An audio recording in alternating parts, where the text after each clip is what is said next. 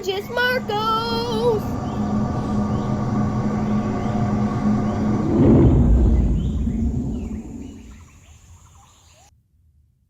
Did y'all know that the fastest tropical cyclone was 258 miles an hour, 458 kilometers per hour?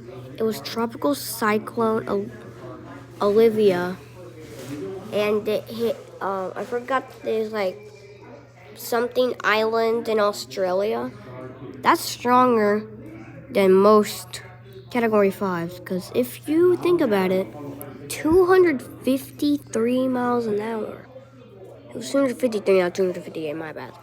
But anyway, that's pretty fast for a hurricane. It happened in 1996 outside of a tornado.